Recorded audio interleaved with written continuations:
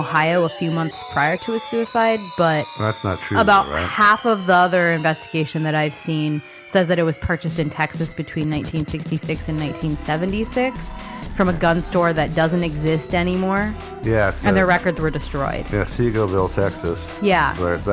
Well, the records couldn't have been destroyed though, because when you have a federal firearms license, which these I thought the whole thing was there was like a fire at the.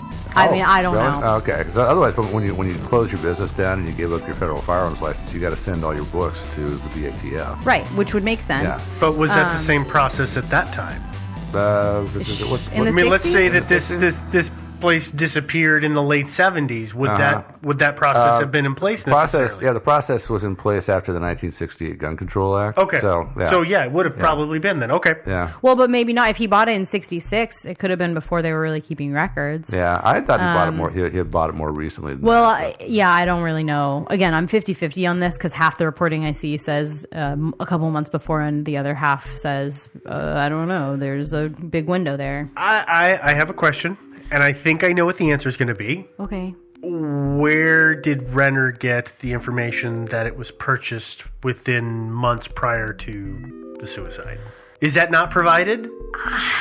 One of the reasons that I have a bit of a problem with James Renner is that he's not great at saying exactly where he got the information from. He's really good at saying... And I found out that this thing, and you're like, okay, but where did you find that out? And I'm sure in his books he's much better, but like I don't. Okay. I'm not made of money. I can't buy every book I presumed that was going to be the situation because we've encountered this before, but I just wanted to double check. Yeah. Okay, so are you guys ready to talk about theories? Yeah. I actually like how you've labeled the theory section. Who could it be now? The Men at Work. Yeah. Who could it be now? We're gonna just do it in alphabetical order. The theories are right. Who is Chandler? So the first one is Colin Hay, the lead singer for Men at Work? No, not alphabetically, no. Oh, I was really hoping that's why you titled this section that. No. Damn. Sorry. Actually, has nothing to do with Men at Work. I just had that song stuck in my head. I'm sorry. There is actually a famous singer on the suspect list. There is. It's true.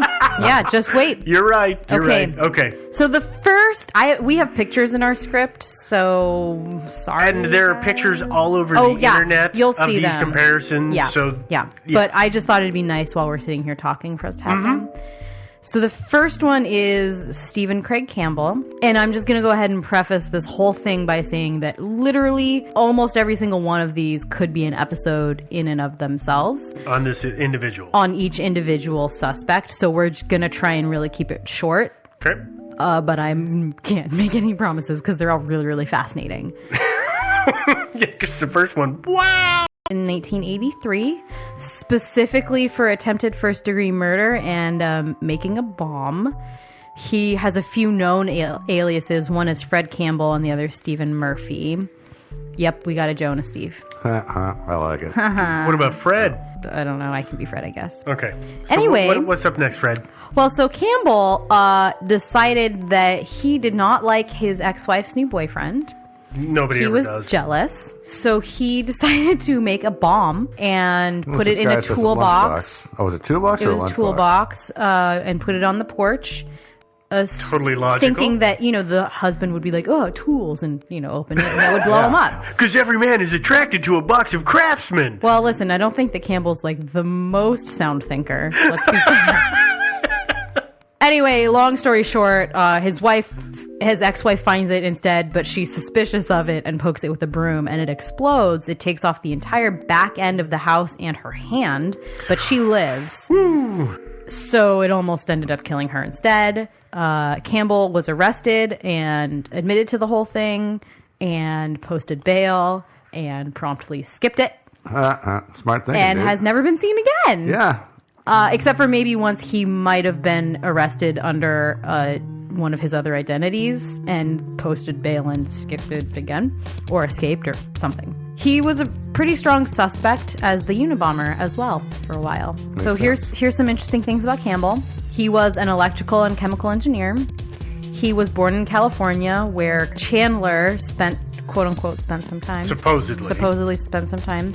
Campbell fled from Cheyenne, Wyoming, which is only 308 miles from Rapid City, South Dakota, where the Social Security card and birth certificate requests were made for Joey. 300 miles isn't only. Okay.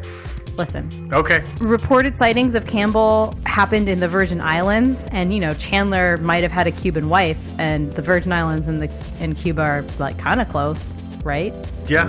Right? I'll go to the Virgin Islands. I'll check. Yeah, me too. Yeah.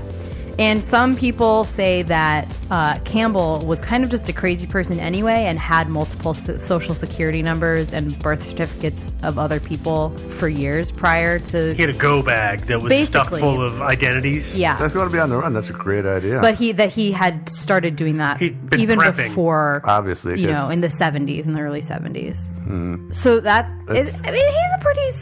a pretty solid suspect. Well, no. You don't think so? Well, You don't think so? The reason I think people like him as a suspect is because he wears glasses that kind of look like... He kind of looks like a young Chandler. version of Chandler.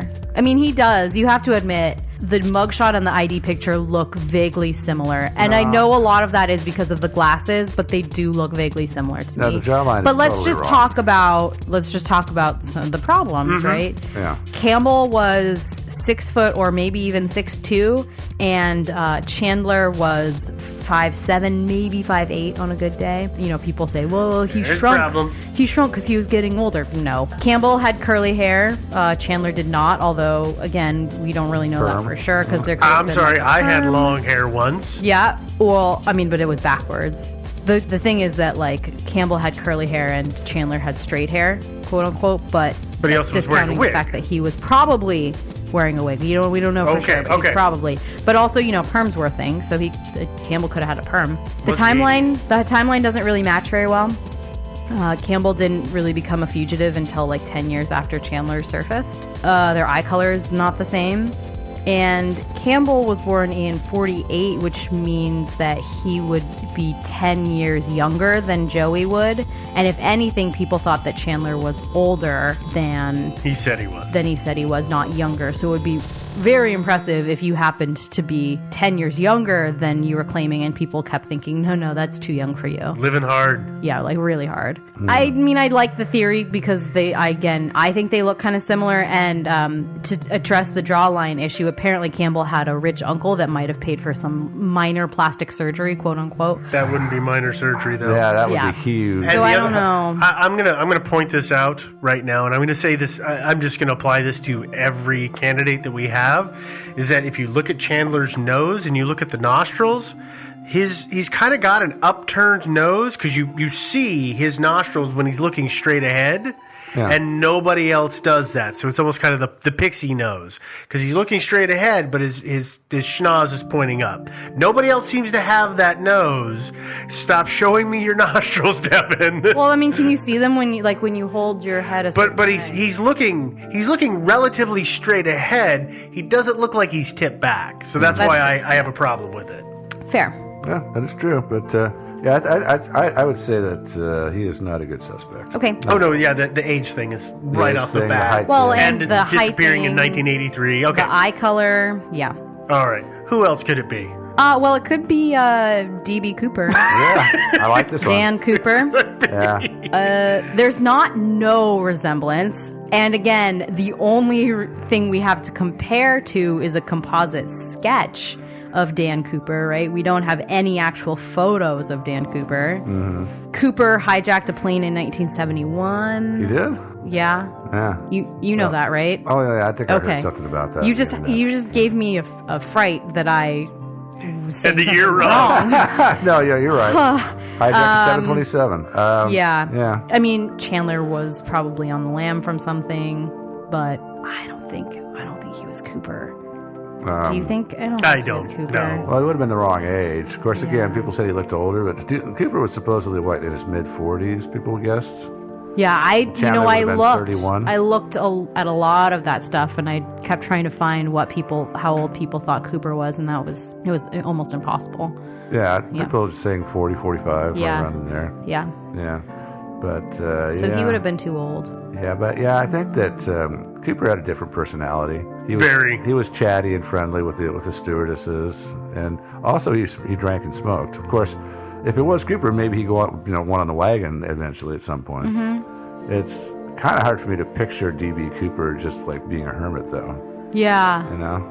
Yeah, and an electrical engineer, and just not. Yeah. Yeah, no, the personality thing just doesn't work. Yeah, I don't think so either. In the late 70s, there's no reason for Cooper to go on the lam. I mean, the police were not hot on his trail. Yeah. That was when, in the late 70s, Cooper was not hiding under a new identity. He was actually, hiding money on the banks of the Columbia River. Mm-hmm. So that got burned a little bit. And were found in the 80s. Yeah. Yeah. So he had no reason to assume a false identity. I would agree with that. Cops were nowhere near closing in on him. Yeah, I would agree with that totally. Yeah. Let's move on to the next one. Okay, our next guy is John Victor Dial, excuse me. I mostly included this one for fun and because you'll see it places, but we're going to debunk it pretty quick here. John Victor Dial went AWOL from his station at Howard Air Force Base in Panama in June of 1966, or actually he left service. I don't know if he was dishonorably discharged, or he went AWOL. He married at 23 years old a Panamanian woman named Elsa, and they probably had at least one child, maybe two. People say, oh yeah, Chandler said that he had a Cuban wife, and maybe actually she was Panamanian. And maybe, he was all mistaken. Yeah, maybe he was wrong. Yeah. I mean, well, actually, Cuba and Panama are kind of similarly shaped. They're long and skinny. They are vaguely similarly shaped. Yeah, it'd be pretty. That'd be an easy mistake to make. Yeah. Well, the spoilers are that John Dial has since resurfaced and he's safe and everything's fine, and he's not Chandler because he contacted his sister after Chandler died. He wasn't dead. He wasn't been cremated? Dead. No. Okay. Mm-mm. Well, that's a sign. Who else could it be? Yeah. Well, it could be Jim Morrison. Yeah. Yeah. I checked the internet. The internet does seem to believe that Jim Morrison faked his own death. Yeah, they do. Although I don't think Jim Morrison could ever live like that, though. Do you think? No, I don't think so. Well, I wanted to think too. I looked up a picture of Jim Morrison. Mm-hmm. Jim Morrison had long hair. Mm-hmm. This guy has short hair. Yeah, there's no way. Yeah, exactly. I know. Yeah, there's no way. Yeah. Yeah. Next next theory is a Soviet spy. Yeah, I got this one from. I don't know if you saw this. I did, and I was kind of thinking, well, do I want to leave it in? Do I not want to leave it in? And then when we talked about talking to Marshall Elliott, I just thought, okay, well, yeah, we should. And he didn't say that this was necessarily a strong contender. He just said some people believed that maybe he was a Soviet spy, and maybe. There's something to this, actually, as it turns out. One of the big problems with Chandler is figuring out how he found Joey in the first place, right? It's a fairly obscure, the family, it wasn't a huge car accident. There was just a little tiny blurb. Yeah, it would have been big news in their hometown. It wasn't even. Where the crash I looked at the news reports, and it was, in the town that they were from, there was literally in the obituary section, there was a little 3-sentence thing on their death. And then in the town they crashed, there was just a little tiny 2-paragraph thing. It wasn't huge news. Mm-hmm. It wouldn't have made a splash. It wouldn't be one of those things that people would think, oh yeah, So finding his identity is one of the huge needle in a haystack. Things. Yeah, so you either have a big spy bureaucracy doing it for you, or you knew the family. Well, that's what I was thinking when I talked to Marshall Elliott. I was, I was thinking that it maybe would have been a classmate of Joey's, or somebody who knew him. Yeah, that's a theory. Or potentially a not so close relative. Yeah. And I was asking him about that actually. It's like, and I just thought it would make that suggestion to him, but he was actually way ahead of me on that. Oh yeah, they've checked all that. Oh stuff. yeah. Man, they've got some DNA, and I asked him based on the idea that it was possibly somebody who was like a cousin or a second cousin or something like that who would have known about this. And so I asked him, are they going to exhume or have they exhumed the bodies of the family, of the Chandler family? Mm-hmm. And he said they're not at that stage yet. He said it might still happen.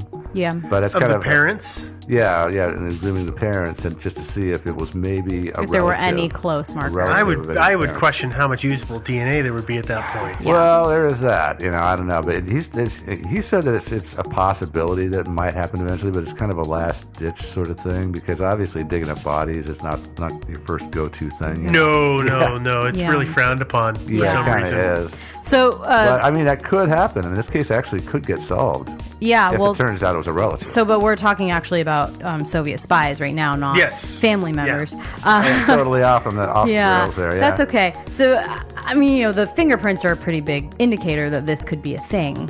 If we think, okay, maybe he didn't burn his fingertips off on accident all the time, this is a thing that Soviet spies and people who were fleeing, people who were Nazis that were trying to avoid persecution did, is they mutilated their own fingerprints with, acid or sanding them down or whatever, so that they would never leave usable prints, which it kind of seems like Chandler did, because it's incredible that he had an entire house and not a single usable print from the lot of it. Yeah, I mean, that's, although I don't think he was a Nazi, because assuming he was born in 1937 or somewhere close to around there, he would have been the youngest Nazi ever. Yeah. Exactly. Super young Nazi. Yeah, no, I would agree Well, maybe with that. he was the son of Hitler. Yeah. But one of the things that there's other apparently... reasons. Oh, go ahead. I was just going to say, one of the things that apparently also backs this up is that there was a very old, outdated computer found in Chandler's house. Mm-hmm. And apparently it got damaged in the move to the evidence locker. So that Lewis was the first investigator, and he said that he had a guy look at the computer before it had been moved, and that there had been some recent web searches that included like Nazism and plastic explosives. So somehow I guess that helps. I don't really know. I think before you head overseas on your Soviet sleeper agent assignment, they teach you how to make plastic explosives. I think that's true, and I also don't think you have to search Nazism. You probably kind of know what it's about. Right? Mm-hmm. Yeah. I would easily just kind of justify that as he probably watched something on biography or something about the war and decided I want to see if there's some other information on this one topic. I mean, people do that all the time. Yeah. Well, yeah. Actually, it is. It's actually, I think more people should do a little research on the Nazis, because a lot of people have the wrong idea about the Nazis. A lot of people don't totally understand what the Nazis were about. Yeah, absolutely. I mean, they were dicks, don't get me wrong. Yeah. But people don't really understand their ideology as well as they think they do. Yeah. So, yeah, I mean, the only problem is, this is a problem I think Joe has with it mostly, which is that, this it's not a secret. Using the identity of a dead child is that's not.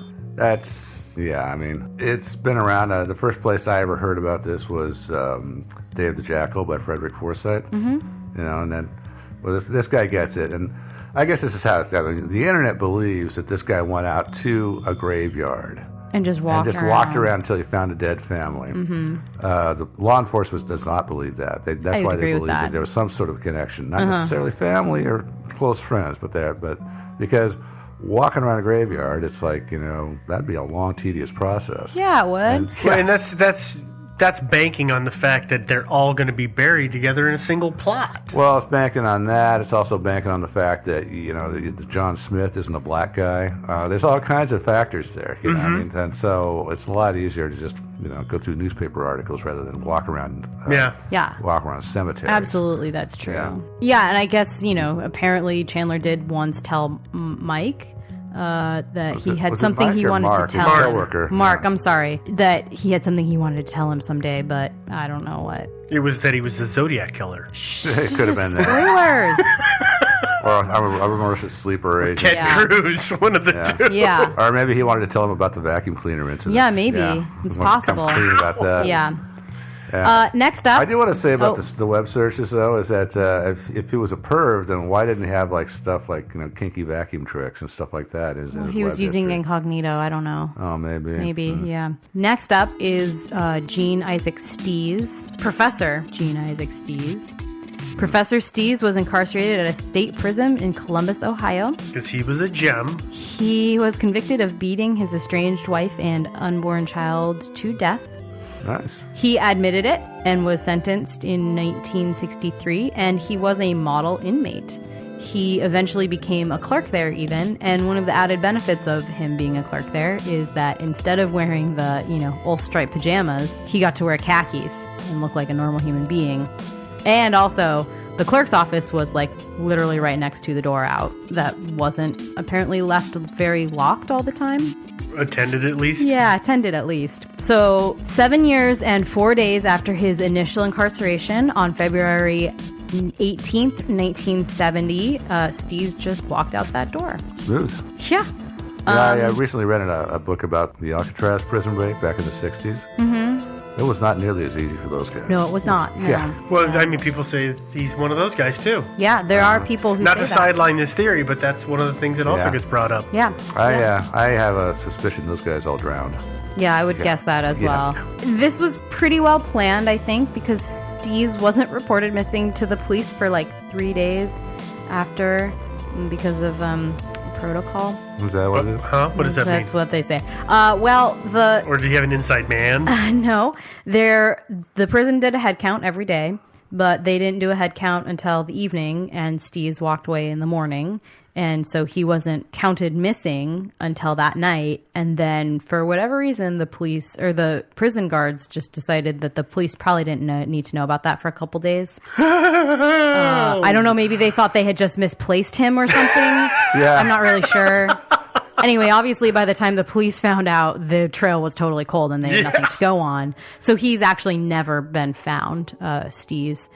And I guess I can see some similarities a little bit, not really. It's really slight, but it's really slight between him and everybody else. It is. I mean, Steez is a slightly bigger guy. Like he's got a little chub on him. So I guess I don't really know what he would look like if he lost a bunch of weight and was about the same weight as Chandler was. Mm-hmm. But I still don't think they really look that much alike. I don't think they look anything alike. Realistically, Steez was born in 1932, so he would have actually been a couple of years older than Joey, which would have corresponded well with, the fact that the people thought that he was older. He did have male pattern baldness. But again, I can't find like any information about Steez other than what I've just told you, so I don't know. I mean, it's an interesting theory, but it's definitely not airtight. Yeah, I think that I think Chandler's got a longer face, longer nose. I think that too, but it's hard to tell. It's no. Their faces have totally different shapes. Their eyebrows are shaped differently. Their noses are. I mean, Chandler's nose Did is either longer. of you guys look at that? That was the one thing that really I really found enjoyable with was it CrimeShadows.com, the one that's in the Wayback Machine. Is whoever ran that took the time to make GIFs of superimposing photos on top of each other. Just with Campbell. Was it just with Campbell? I Yeah. thought there was more than one, but it was really kind of funny because of the way that it was done. It was just kind of hacked together. Yeah, it's not great. That's true. And it was just so funny that was their tool to make him prove that he's this person. Like, okay. Yeah, no, I agree with you.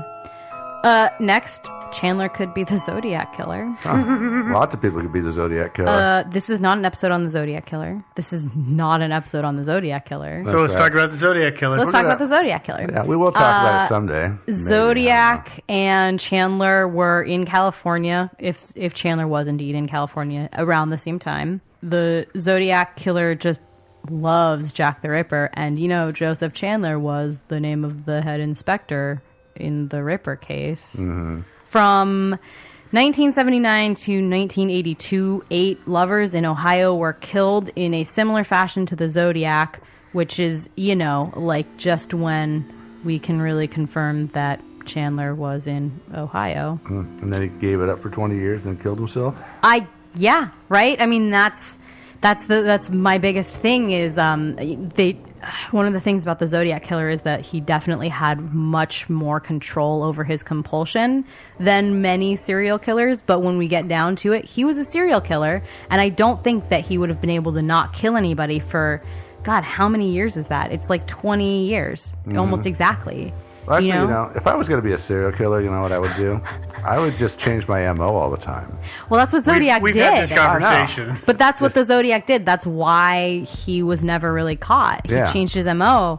And, I guess it's possible that there was the random murder here or there, and he just got really good at covering it up and all of that stuff. But again, I don't think this is it. But I did read one internet comment, which I just loved.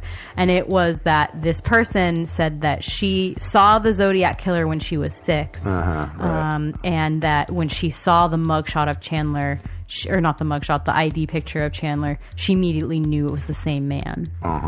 I saw a picture of Santa Claus once, and I knew it was Santa Claus. I did too. And I mean, the other thing is, right, like, you can't, this isn't today, in 1978, you can't just do a Google search for, deceased Joseph Chandler and come up with a name and then go and get the records. Yeah. So how would one, if we're going to run down the rabbit hole of the Zodiac loved Jack the Ripper and wanted to have his next alias be Joseph Chandler, how did he find this one? Absolutely. That would be looking for a needle in a haystack. It would. And why that particular name, out of all the names in Jack the Ripper? Yeah. Yeah. Why that guy? Yeah, exactly. I don't know. So I don't think that's a good theory. So Zodiac, no Zodiac, huh? Yeah, well, everybody likes to tie everything to the Zodiac. It is the go-to. The interesting thing about the Zodiac killer is he really didn't kill that many people. No. And he just got everybody's attention. Yeah, he's just the big one out there. There's people out there that have killed 10 times as many people. Yeah. And people don't even know their names. Yeah, but they, didn't taunt people That's it, as much. the letters, the codes. Yeah. I mean, they're still trying to break the codes. Yeah, they are. Yeah.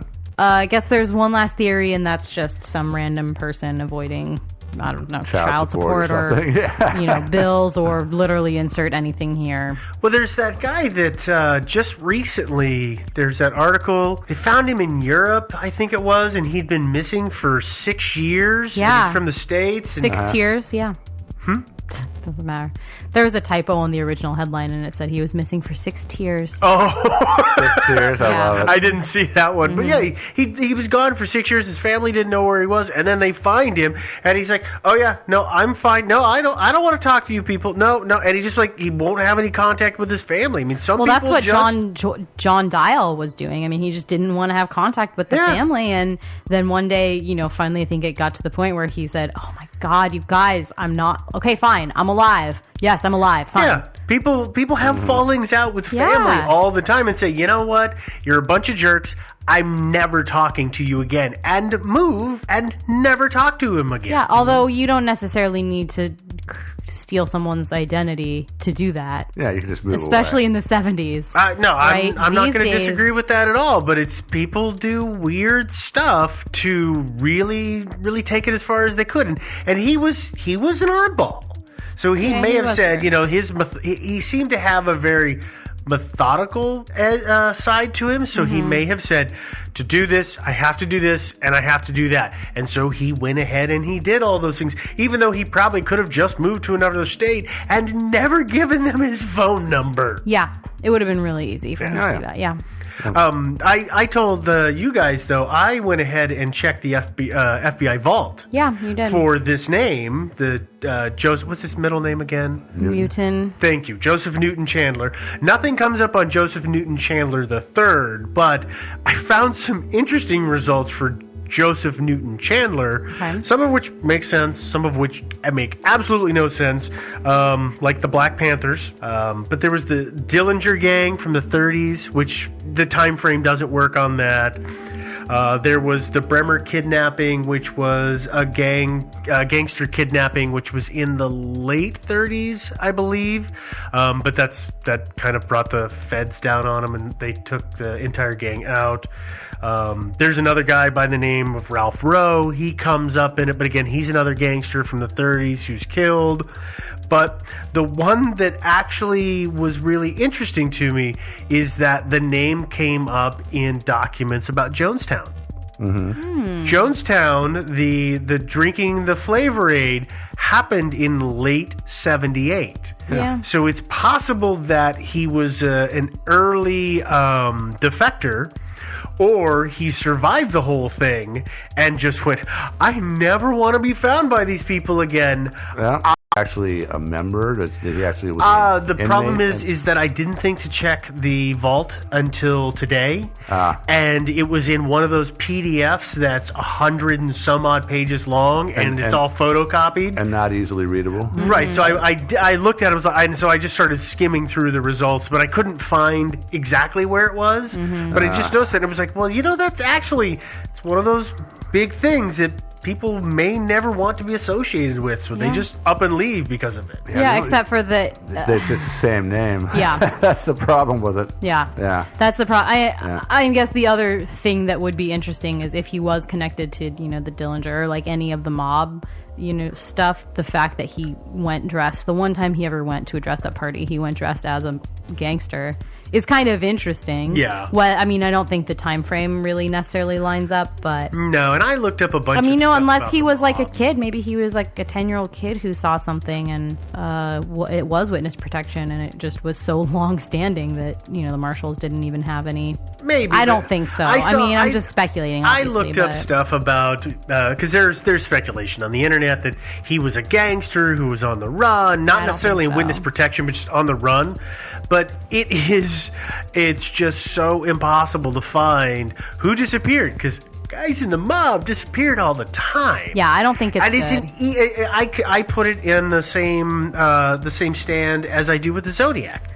It's an easy go-to. Yeah, super easy. Oh, well, he was hiding. Well, Yeah. why was he hiding? Oh, well, he must have been in the mob. Mm-hmm. That's the easy answer. It is. It's really easy. Yeah, answer. I know. Yeah. Who knows? He had a secret. He wanted to get away from somebody, hide from the law. I mean, who knows? Yeah, I mean, Marshall Elliott is quoted on the internet as saying that he's very certain that that Chandler was a violent fugitive. It's possible. But everybody who ever encountered him in his life said they didn't have the sense that he was violent at all. Although maybe that's why he's got the headphones on all the time. He's a recluse because if he knows if he interacts with people too much, he might become violent. I don't know. Yeah, well, people mellow as they get older, too. I mean, That's who knows? true. Maybe his violent crime days were behind him. Or maybe they were alcohol Teenager, induced. 20s, yeah. Yeah, it could be. Maybe he had a problem with alcohol and that's why he didn't drink. Yeah, could have been. You guys have anything else you want to talk about with this? Oh, No, because there's a bajillion ways this I one know. could have gone. I'm sorry, this is an unsatisfying one where I just don't have a good answer. Well, stay tuned, though. You never know. I mean, Yeah, if it could they be finally solved. dig up a few bodies, maybe they'll solve it. Yeah. When I talked to Pete Elliott today, he said, please send any information you turn up, please send it my way. Great. He's still actively pursuing the case. Yeah, And he he's- is. And so, listeners out there, anybody has any evidence, shoot it our way. We'll forward it on to the marshal, or we'll. Yeah, don't send it in yourself. We'll do it for you. Yeah, we'll well, take the credit. We'll totally give you credit. Yeah, exactly. Uh-huh. Yeah. If you do want some credit, then fine. We'll find a way to get you hooked up with the marshals. Yeah. But, Or send you a T-shirt. or something, whatever. Yeah. Me gives you a free podcast or something like that. Yeah, there you go. Yeah, we can probably do that. Yeah. Yeah. Well, if you want to see any of the links, I think probably we'll post at least one of the links that is connected through the Wayback Machine, and then a couple other things. So if you want to find those links without having to find them yourselves, which is kind of a pain, I can tell you, that'll be on our website. That's thinkingsidewayspodcast.com. You are probably listening to us on iTunes or streaming us or listening to us on Google Play. If you're doing any of those and for some reason you have not subscribed yet, why don't you do that? And then you can also give us a comment or a review and a rating On iTunes. on iTunes. I think on some of the streaming ones you can too. Yeah. If you can, just do it. It helps people find us. Obviously, we hope you'll leave a good one, but if you don't... please do. Well, and we're getting, thanks to Google Play, we're getting a whole bunch of new listeners. So welcome to everybody that in the last month or so since Google Play really released all the, Google Music released all the podcast stuff. Yeah. Tons of people. Yeah, Oh, really? It's That's great. good. That's good to know. Yeah. We're on Facebook. We've got a group and a page. If you want, this is just a quick word of advice. If you want to have a discussion, do it in the group. If you post on our Facebook page, like a question for our audience, nobody will see We it. will respond to you, but nobody else. But the way we'll respond to you is to say, hey, you should probably post this in the group. We've got a Twitter. It's Thinkin' Sideways. We've got a subreddit, which is just our Thinking Sideways. You can email us if you have comments about this, if you have any information, if you have story suggestions, if you're an expert. Also, if you have any constructive criticism that you'd like to get out there, that's a pretty good forum. If you want to do it in a public forum, please do it on like Facebook or somewhere where we can respond to you. So we can talk about not it. somewhere that's 168 character limit. Hopefully. Yeah. Yeah. So you can email us. That email address is thinkingsidewayspodcast@gmail.com. And then last but not least, if you would like to support the show in any way, we do have the merch links on the website. You can get a shirt or a sticker or whatever. But if you'd like to donate just like money, you can do a one-time donation via PayPal, and that link's on the website. Or you can become a sustaining member and donate per episode on Patreon, which is patreon.com/thinkingsideways. And everybody remember, Patreon is an ongoing thing, so it's per episode. So if you say you want to give $1, that's $1 per episode. Yeah. Yeah. So just Which keep we that. love. Thank you Yes, so much. it absolutely It helps, yeah. It is amazing. We wholly appreciate it. I know that it seems that there's a little bit of confusion and sometimes in the way Patreon works with the amount